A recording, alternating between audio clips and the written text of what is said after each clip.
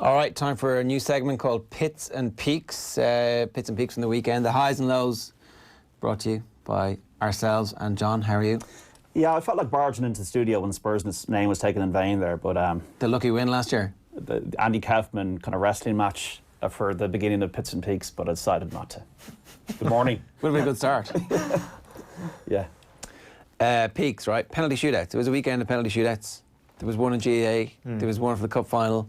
There was obviously the one for the hockey that takes the Irish team, an Irish women's team, to an Olympic Games for the very first time in any sport, which is pretty amazing. So Derry Gonley Harps beat Trillick 6-5, which is pretty amazing. In the correct way to end a knockout Gaelic football game. Yeah, on the day, when everybody knows it has to finish today, we just do it. It's a great name, Derry Gonley, isn't it? I knew a fella called Derry Gonley.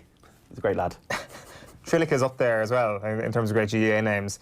But I just hope that this will be a year where people wake up and realise that it's a two-pronged benefit to this thing. That, first of all, you actually know when your schedule might be finished or when you might actually get out of your championship if you win or whatever. And second of all, added drama.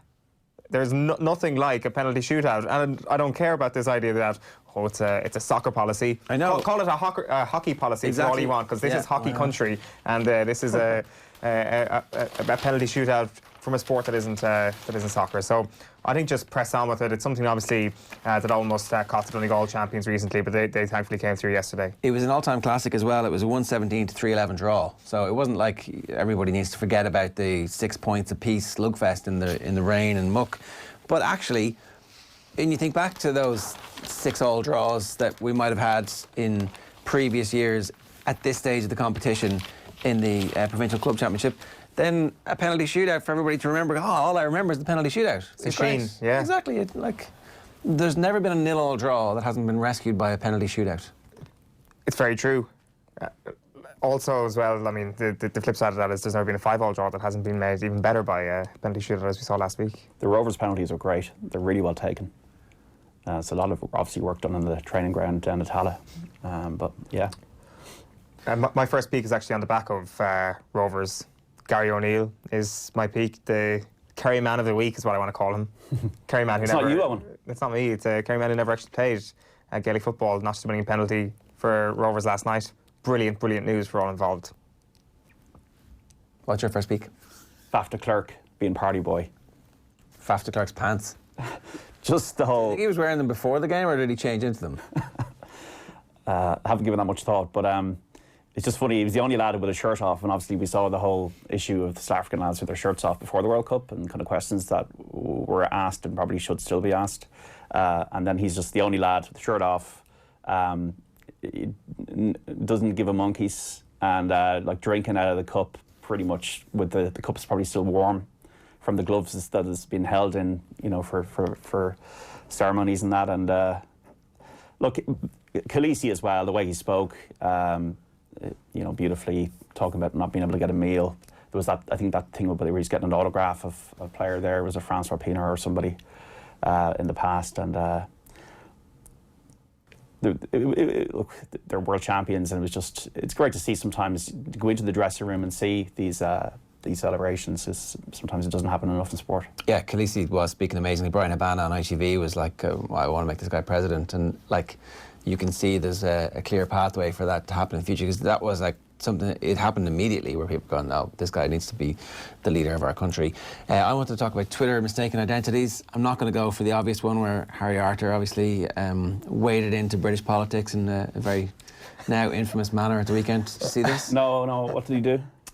He was talking initially about how he was defending billionaires and how trickle-down economics actually results in loads and loads of people getting rich from billionaires creating jobs and spreading the wealth. And a lot of people were very quickly on going, well, I mean, this theory was debunked about 2 decades ago. Harry, you know, billionaires, we don't really need them. And then he was giving out about Jeremy Corbyn being somebody who had driven Brexit through and immediately afterwards had confessed that he had lied about all of the policies that had made people vote for Brexit in the first place. And I was like, what? What does Roy Keane think about it? What? Harry, what? I mean, are you confusing either Farage or Boris Johnson? with Jeremy Corbyn? Is that what you're saying is happens? And yes, apparently he was, so he deleted his account. Wow, that's an extreme measure to delete your account. I mean, it might have been a perfectly, one of the few reactions on Twitter that was perfectly in proportion to what was happening on Twitter at that time.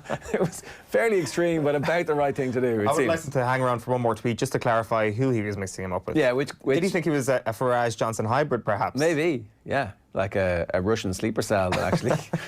Who knows? But, hopefully we get to hear from him in the future. But I want to talk about the Citroen Bear. Nigel Owens doing a lot of ads. Nigel Owens is like one of the most marketable people in world sport at the minute. He's got the ad for Emirates where, he's doing the thing. He's also got an ad for Citroen, and it's him. He's cutting the hair of a bear in it.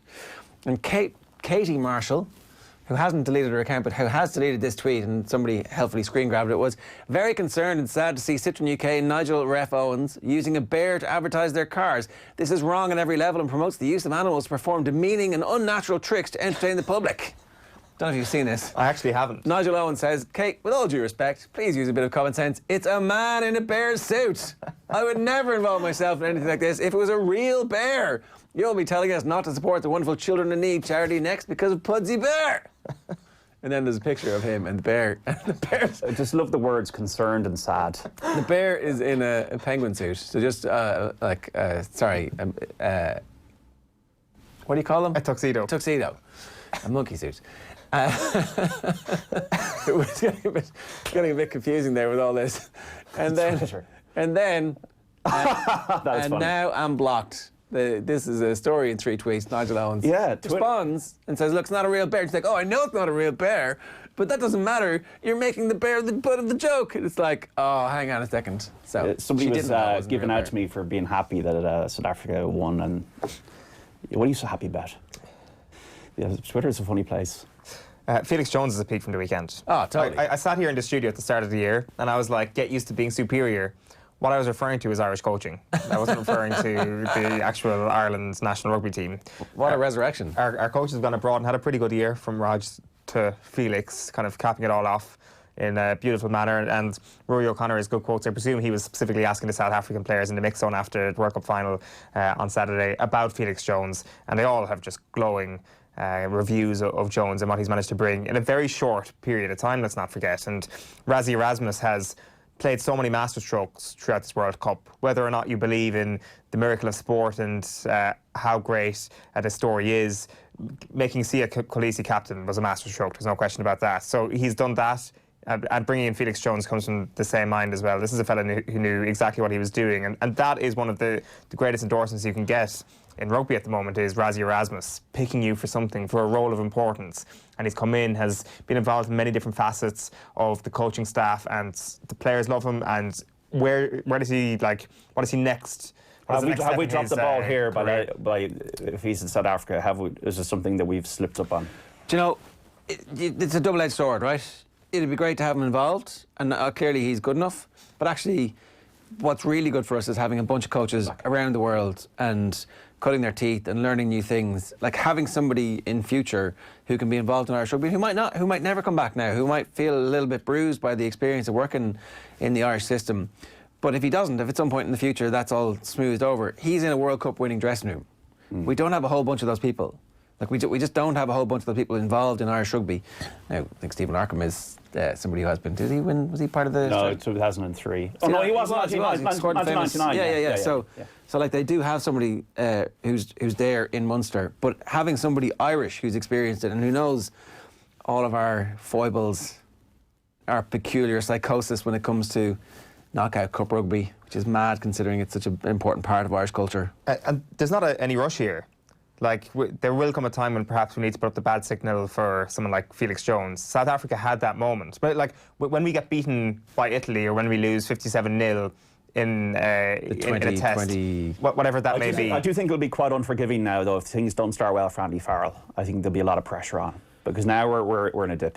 And people they'll turn from sorrow to anger.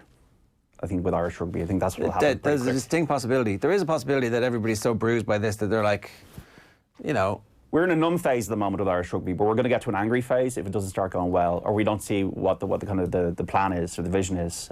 If we're picking on form, what is the dream Irish coaching ticket at the moment? Forgetting like where pieces are, it's Felix Jones, it's Stuart Lancaster, it's Ronan O'Gara, and it's probably Leo Cullen, and they're the 4 form coaches. Leo Cullen is never mentioned in any of these conversations. I never understand why. He will be soon. You'd imagine it's only a matter of time. But yeah, for me, Felix, it's an unbelievable story, and congratulations to him. The one moment that we can actually properly be delighted for somebody involved in South Africa actually picking up a medal, I think, on Saturday morning. Khaleesi too, like, absolutely. I think so. I just have significant question marks about the ability of sport to have any long-lasting legacy on a country. I think we were like, oh, this is great, it's going to cure the ills of South Africa, which is nonsense. And we just need to be very careful, because it's always failed in the past to do that. Yeah, I don't mean it on this. Did Italia 90 not change our country? I don't think it did at all. I think that, like, we had this really young population who were educated, and the European market opened up properly, globalization happened.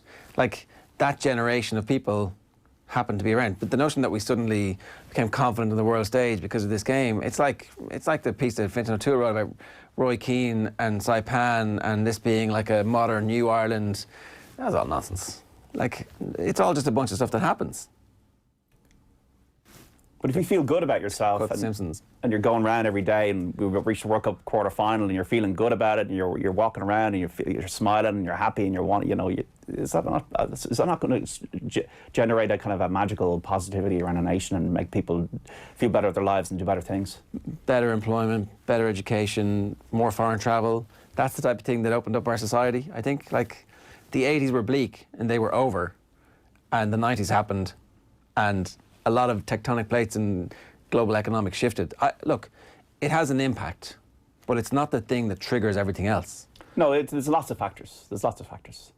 I think that our ability to send people to Germany, are the fact that we had such a big population who were able to drive to Gelsenkirchen on the day or the night before and be in the crowd, helps the team. I actually think it's the other way around. I think the team benefits from the fact that there are so many people going out there, and that was a product of the 80s being completely grim and everybody having to leave. That's why we had loads of people who were available to go on the day to the match. And then by 1990, it's like we're going to start saving. Like, I don't know. Interesting theory, yeah. I think it's the other way around. Well, to be fair, we could kind of fund a small country's GDP with the celebration, say, if we won in Dublin next year in the Euros or something like that. But that'd just be pure behind-the-counter bar tab. Are we going to be playing in the Euros next year? That's a whole new conversation entirely. One of my final peaks, so it's kind of a two-pronged peak. It's peak GA club season at the moment. We'll start with Borrisoleigh beat Kildangan in Tipperary yesterday, their first county title since 1986. Couldn't happen. Like, you could listen to Brendan Maher's quotes in the aftermath. Very tough year for people in Borrisoleigh. I saw some people embracing Paddy Stapleton and his family. They've had an unbelievably tough year. Obviously, lost their sister Amanda earlier in the year, and then he mentions as well a lot of the younger members of the squad have buried 2 of their best friends earlier in the year. So that can't but be a peak. Looking at those scenes yesterday in Tipperary, brilliant story. And then the other GA story that stuck out is this St Mullins knocking Coola out of Leinster yesterday. But kind of taking the gloss off it a small bit, one of St Mullins selectors, Michael Ryan, suffered an apparent heart attack and was being cared for by medics in an ambulance, which stayed on the field for almost an hour after the match ended. But we saw this then last night, Coola tweeting that they're delighted to hear that the man taking ill at today's game is recovering in hospital. Thanks from Carlo to those who helped in a very difficult circumstance, and the club and St Mullins themselves. So they'd like to sincerely thank you all for their efforts today. Special thanks to our wonderful Coola supporter, Dr. Niamh Murphy, and he is doing well, due in no small part to your assistance, Mila Buikas. So that's good to hear that he is doing well in hospital after that yesterday. But peaks there from St Mullins and Borrisoleigh. Yeah, totally. St Mullins beating Coola. Yeah, incredible. It's the club championship just shows up the most weird and wonderful stories every year. I know it's not technologically possible, but you're going through the newspapers this morning and you're like, imagine if there was like a red zone for Club GAA on a Sunday in the middle of the winter. If we had just the technology to be able to do that, it's not always possible. Like you could do it in the Allianz Leagues, you can't do it in the championship because there's infrequent fixtures. But the Club GAA stories, I would happily to sit down and watch all these different things come at me on a Sunday afternoon. It'll be a phenomenal setup. Well, it's funny that you've had two big stories at the Carlow now. You've had Mount Leinster Rangers and you've now at St Mullins, and they're not necessarily viewed as a hurling stronghold from a county perspective. Some of my peaks, just the last couple of minutes of the FAI Cup final in normal time was just mad. It was brilliant. Rover scoring, think they win it, and then Michael Duffy puts in the net. Brilliant finish. And then there was a guy with a headband on, and he'd like this oversized Harp Lager Dundalk top, and he was just going like that into the screen. Like, obviously he probably did noise on the screen. I thought that was just pretty cool. Yeah, that was great. Obviously Joseph O'Brien as well at the weekend, from Santa Anita winning Breeders' Cup Filly and Mare Turf with Wayne Lordan and to going over to the Melbourne Cup now. Tom Malone will do a preview on offtheball.com in the next hour. Always worth a read, Tom, on horse racing. And like, he won it 2 years ago. He's got a great chance to win it again. I think he's got one called Master of Reality. Frankie Dettori's riding for Joseph. I think he's got 4 runners in the race. Aidan's got a couple in there. I think we have 7 of the runners. Willie doesn't have. He normally does. 4 a.m. tomorrow morning, Flemington. Races stops tonight. I'd love to go, but great to see Joseph and Irish racing. You know, he's ridden a Breeders' Cup winner, and now he's trained one. It's pretty cool. Yeah, it's not bad. He's a good horseman, it turns out. Yeah. Right, so are you done with your peaks? I'm done with positivity. Are you? You've one more. You're highlighted the entire World Cup. Oh, sorry, of course. How can I forget? Yeah, come on. The last ray of sunshine on this Monday morning. Take it away, Eddie O'Sullivan. You couldn't find that dominance. Well, that's the old saying, you can't fire a cannon gun out of a canoe. And Can't fire a cannon gun out of a canoe. That is the best Eddieism of all time. I texted Mario Osenstock. I said, "Did you hear this? Did you see this?" And he goes, "Yeah, I already got 10 tweets from people. You know, you couldn't make it up." I got to say, I'm despairing over VAR. It's become the Brexit of sport at the moment, for the reason that, like, it's dominating everybody's debate. We're all sick of it already. I don't know what the way out of it is, and it's just completely consuming the bloody thing. Armpits, did Dele Alli handle or not, or whatever. The VAR has become the referee when it should be used as the back pocket last resort for Thierry Henry moments. It's do me head in. Yeah, and like, loads of other sports have successfully used replay, and some of them are also going too far. But surely there comes a point where they review it and tweak it. Isn't that just what's going to... 3-minute delays, 2-minute delays, confusion, armpits. Like the Premier League tweeting out about an armpit. Like, I don't know. What is an armpit? He's got a very long armpit, Roberto Firmino. That's the one thing we took from the weekend. The beautiful game is called beautiful for a reason. It's beautiful because of its pace and its flow, and life should be grey. And I think we're getting into too much of black and white, and it's bothering me.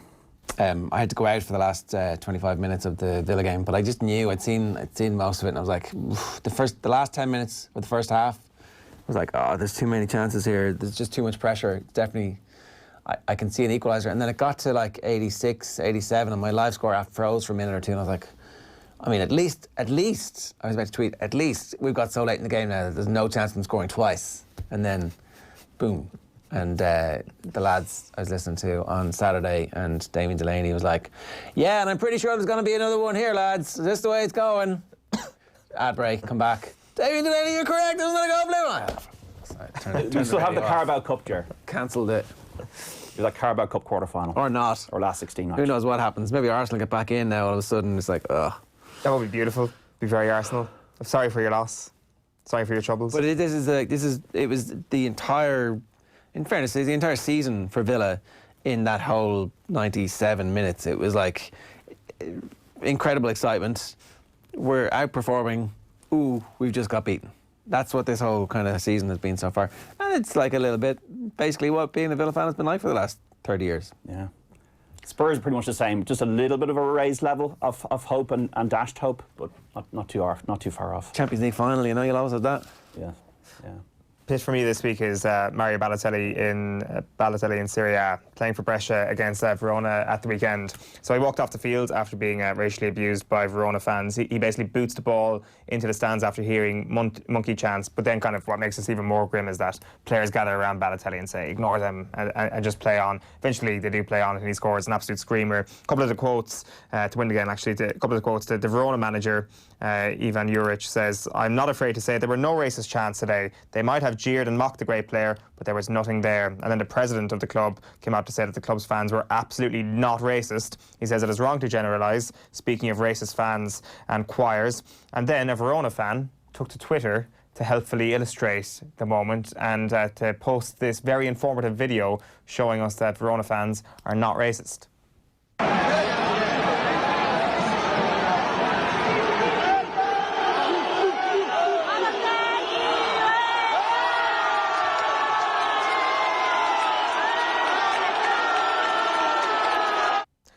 If you're going to post a video illustrating your lack of racism, you should probably like edit out the monkey chants. It's one thing being a racist, living your life as a racist, but then being a complete idiot on top of all of that is almost impressive. I thought the Verona fan had tweeted to say that they were outing racist. No, was it not a whistleblower?